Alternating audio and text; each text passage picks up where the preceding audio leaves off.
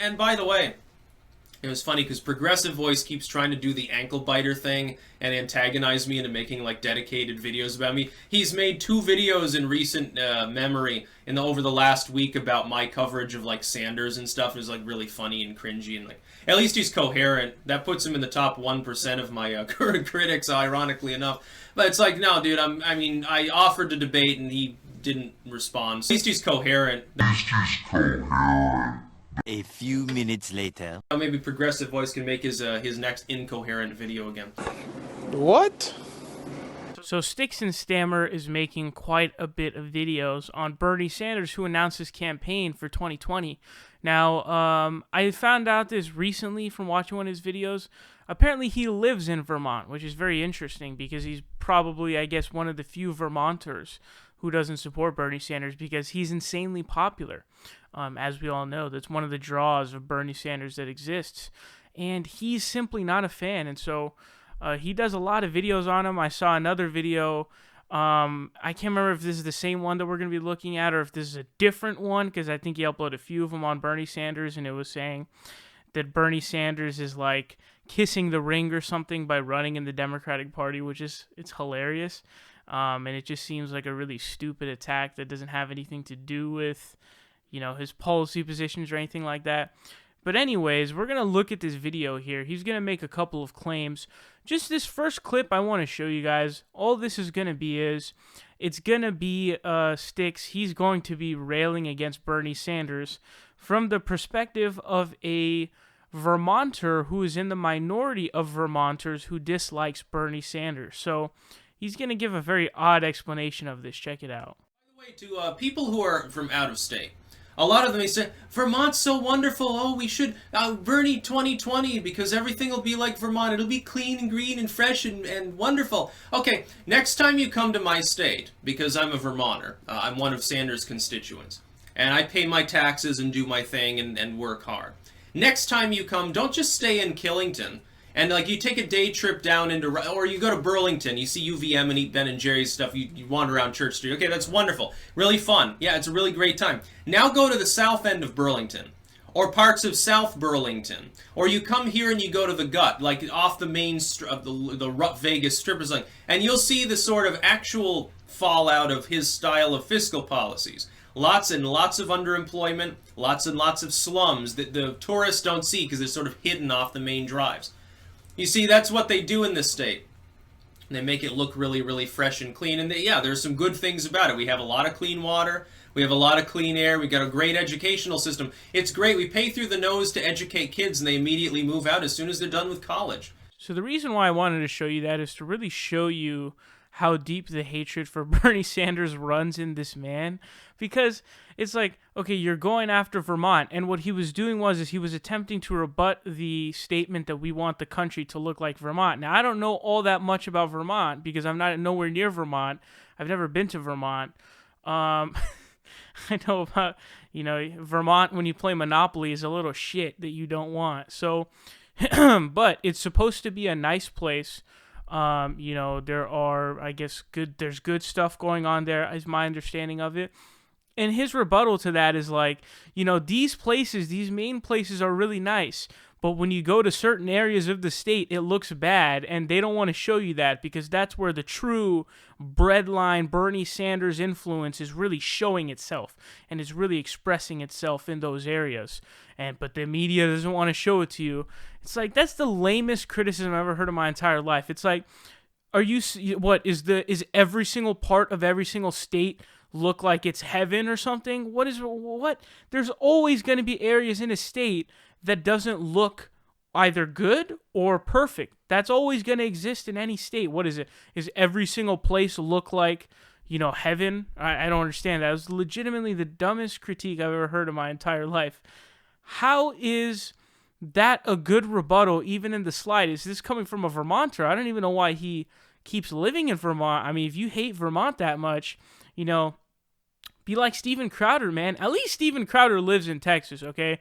Because we know that Ben Shapiro, at least he grew up in California, but he sure as hell has the freedom of economic mobility to move to Texas if he wants, or Florida, or whatever, you know, dumb fuck conservative state he wants to move to.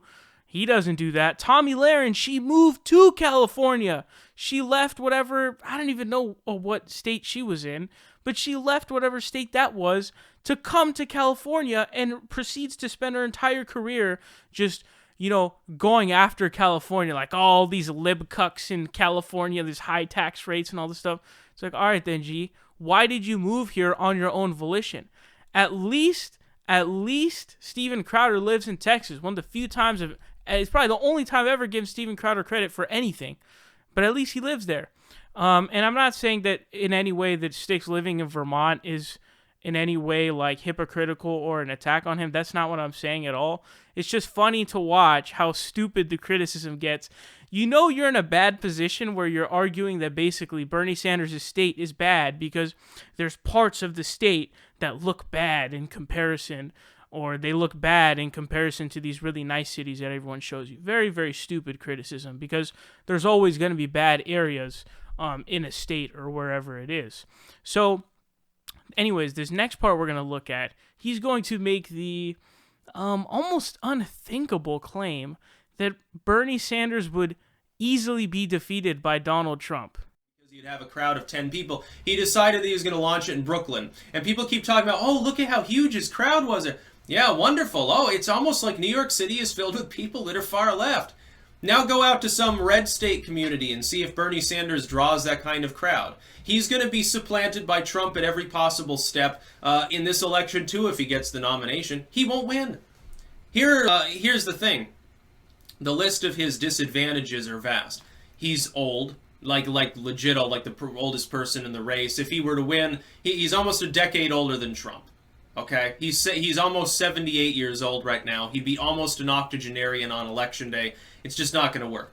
It's really amazing to hear someone like that make a statement like that, because if you watch left-wing YouTube and you're not someone like me who will watch these kinds of videos to make videos on, so I see what they're saying, this is legitimately the dumbest claim you'll ever hear in your entire life, because what I'm about to say is going to come off as me being repetitive and saying the same thing over and over again in terms of an explanation, but I have to do it when you have somebody who literally thinks that Trump would beat Bernie Sanders in a general election. You cannot make a dumber statement than that in your entire life. It is impossible, okay? And here's the reason why. Why did Donald Trump win? He won for there were a bunch of reasons as to why Hillary Clinton lost. Number one, Hillary Clinton had an insane amount of baggage. People hated her guts, okay? Hated her guts. There was also the fact that she was a horrifyingly bad campaigner. But I just talked about this the other day. Bernie Sanders campaigned for her in Wisconsin, a state she didn't even step foot in, and then lost. And Obama criticized her, and I think his name is David Axelrod. I always get mixed up. Daniel? No, I think it's David Axelrod. He also went after her for that. Dude, there was a lot of different things, but a key thing, remember, the Rust Belt fell hard, okay? They fell hard. Think about it this way, and this is why elections going forward, it's going to be really, really difficult for Republicans to win, because, well, assuming it stays the same as it is right now. Because think about it this way. Had the blue wall held up, those three Rust Belt states had held up, she would have lost Ohio and Florida and won. That's crazy, being able to lose Ohio and Florida and still win. That's insanity, okay? That's crazy. It's even a crazy concept in the first place. But anyways, the Rust Belt fell hard because Donald Trump said that he was pro-protectionism. Protectionism is not a right-wing position. It's a left-wing position in the context of the United States currently speaking. Okay, it's a progressive position, actually. There's a lot of liberals who are not protectionists, but it's exclusively a left-wing point, essentially. Because when you start going into the right wing, you start talking about laissez-faire economics. One of the key principles of that is freedom of movement of labor. Okay, so that's not a right-wing ideology even in the slightest. Also, recall what Donald Trump said. He said that, we can't have people dying in the streets who are sick. I'm different than all the other Republican candidates because I'm not going to touch your Social Security and all that stuff, which he lied about, by the way. Totally BS. All of those things made him such a candidate where there were so many people who said, hey, if I want, my job or I want healthcare, I need to vote for Donald Trump. And also, people voting for change. Hillary Clinton represented the status quo. Now, at the end of the day, Donald Trump also was the status quo. He just didn't run a campaign like that. Okay, in fact, he's taken even deeper into the status quo at this point. Also, remember the polling data. All of the polling, there were polls, guys, where Bernie was beating Trump by double digits. Okay, we're talking plus 10. He would get mauled by Bernie Sanders. You have no evidence, even in the slightest, that Bernie Sanders would lose. And also, I think he brought up as a point that, if you go to a Republican state, where the crowd's going to be. Didn't he go to South Carolina and pull a crowd of like 5 Gs? Like, did you even keep up with the election cycle? Did you pay attention? Are you just lying? I mean, which one is it, dude? And then also, we have to talk about the popularity of the positions of Bernie Sanders. Every single position that he holds is ridiculously, immensely popular. So when you talk about raising taxes on people making $10 million or more, a Fox News poll showed that there was a 46-point margin of approval.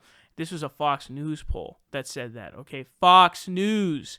This isn't some left-wing, cabal. This is Fox News we're talking about here, okay? And you just talk about all of the different issues. Free college, majority support that. You talk about Medicare for all, 70% support that. These are all polls. If I remember, I'll put the links to the polls down below, but you can Google these, and I've left the links to them in my Tim Pool video, left them in the Steven Crowder video. It's kind of getting repetitive leaving these in there because people are like, whoa, those policies are actually popular? Holy smokes, wow. And so the thing is that Donald Trump won because of his lefty appeal, okay, that he did, his little shifty lefty appeal. That's the reason why he had won. And so when you say that Donald Trump would have beaten Bernie Sanders, you're just being stupid, dude, because that doesn't make any sense. How would he have beaten him? Tell me, explain. It doesn't make any sense. That's the problem. That's the issue at hand. So again, we're going to be looking at a lot of these videos because they are really, really ridiculous. And just you just take like any lefty channel and then he says the opposite, which is what makes it interesting about these videos is because he's actually the parallel of these lefty channels that we watch because he does the news from a right-wing position, which is really funny. So anyways, very, very just incorrect idea, I should say.